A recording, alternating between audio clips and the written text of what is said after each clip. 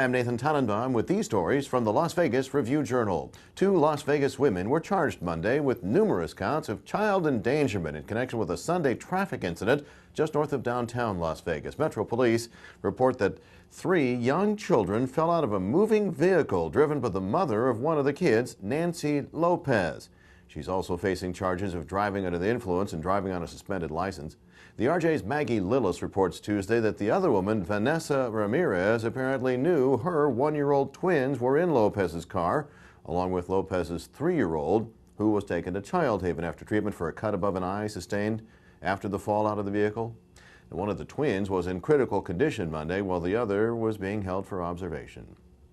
One of the 2 men charged with killing the other's parents will be facing another charge. In addition to murder and burglary, prosecutors announced Monday that Victor Veliz, the 18-year-old friend of Timothy Chester, the 18-year-old son of Thomas and Carla Chester, will, like Timothy, be charged with robbery with a deadly weapon. More from Review-Journal court reporter Francis McCabe in print and online Tuesday.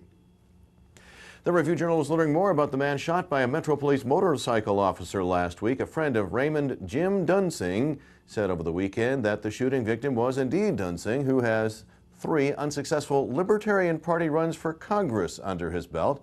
Whatever we find out, you'll find out in print and online. A woman who is suing Nevada Governor Jim Gibbons, saying she was fired because she leaked information about the governor's texting of hundreds of messages to a woman friend. Well, that woman has been hired by Nevada State Controller Kim Wallen to help oversee how the Silver State spends its share of federal stimulus money.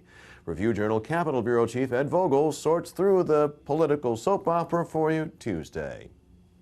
Attention, Galleria Mall shoppers. The US 95 off-ramp construction in the area is just about done. The RJ's road warrior Adrian Packer reports Tuesday on the just-in-time-for-holiday shopping event with more on the background of the project. Well, with Halloween and Nevada Day behind us and Thanksgiving still a couple of weeks away, we point out a special Veterans Day project. Join me when my RJ headliner guest will be... From the Stevens Media Washington Bureau, Steve Tatro will be Alan's guest with a special sneak peek at a nationwide effort recognizing extraordinary acts of courage in saluting American valor. It is Wednesday during the 8 a.m. hour on KXNT's Morning Source with Alan Stock.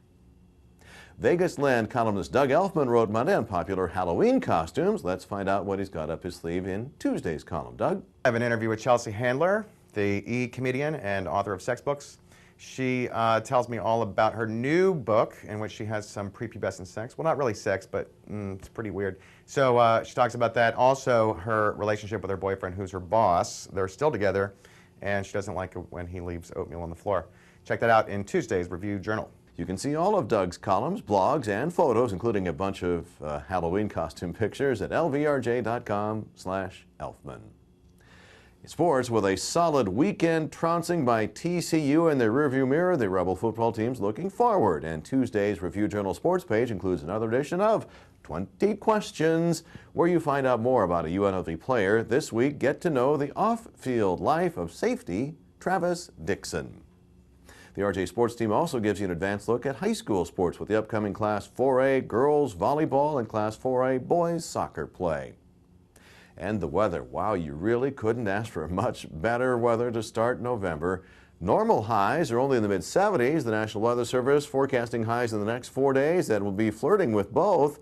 The high temperature records, which are in the low to mid-80s, sunshine definitely in charge, also flirting with record warm lows in the low to mid-50s.